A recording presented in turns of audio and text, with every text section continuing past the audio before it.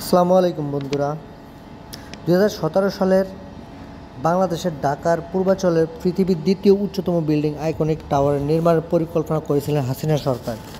কিন্তু সে সময় ভারতের আপত্তির কারণে এবং এই প্রকল্প থেকে মুখ ফিরিয়ে নেয় হাসিনা সরকার এবং বাংলাদেশে হাজার হাজার কোটি টাকা লুট করেছিল এই প্রকল্পের নামে।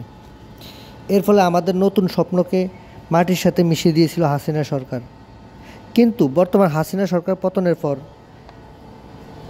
আবারও আইকনিক টাওয়ারের কাজ শুরু করতে চলেছে বাংলাদেশ। ইতিমধ্যে প্রাথমিক পর্যায়ে সকল কাজ সম্পন্ন করেছে ইউনূস সরকার।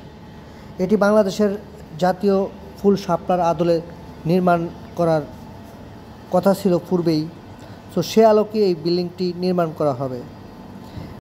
কীভাবে একটা মানুষ তার স্বার্থ হাসিলের জন্য একটা দেশ এবং জাতিকে এতটা পিছনে ঢেলে দিতে পারে? এত বড় একটা প্রকল্প যা বাংলাদেশকে নিয়ে যেতে পারত আরও এক অনন্য পর্যায়ে। বিল্ডিংটি দেখলে মনে হবে কোনো এক পাশ্চাত্যের দেশ।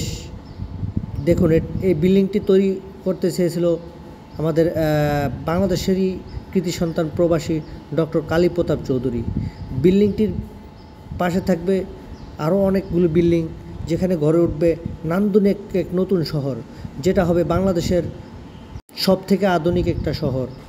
এই শহরকে ঘিরে গড়ে উঠবে হাজারো প্রকল্প, আর যেখানে কর্মজীবী হিসেবে কাজ করবে বাংলাদেশের তরুণ তরুণীরা, এবং পর্যটকদের জন্য এটি একটি আকর্ষণীয় স্থান হিসেবে স্বীকৃতি পাবে।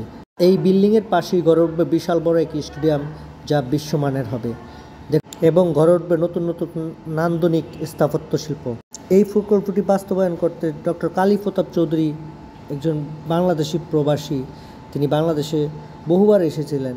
বাংলাদেশের তৎকালীন প্রাক্তন প্রধানমন্ত্রীর সাথে অনেকবার কথা হয়েছিল এই প্রকল্পটি নিয়ে, কিন্তু প্রকল্পটি আশার আলো দেখেনি শুধুমাত্র হাসিনা সরকারের ভারত গাফিলতির কারণে।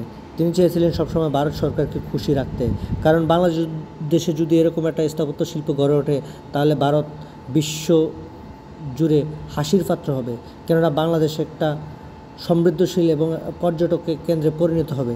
তার জন্য ভারত সরকার এই প্রজেক্টে অনেক আপত্তি জানায়। এই প্রকল্পের পাশেই গড়ে উঠবে এক নান্দনিক মসজিদ, যেখানে হাজার হাজার মুসল্লিরা একসাথে নামাজ পড়তে পারবে। প্রকল্পটি বাস্তবায়িত হলে বাংলাদেশের মাথাপিছু আয় এবং জিডিপিতে অনেক প্রভাব ফেলবে এই প্রকল্পটি বাস্তবায়ন হলে বিশ্বকে বাংলাদেশ আরও একবার পরিচয় করে দিবে বাংলাদেশও পারে, তারাও পারে বিশ্বমানের নান্দনিক শহর তৈরি করতে। শুধুমাত্র একটি মানুষের স্বার্থের জন্য আজ কতটা বছর পিছিয়ে গেল বাংলাদেশ।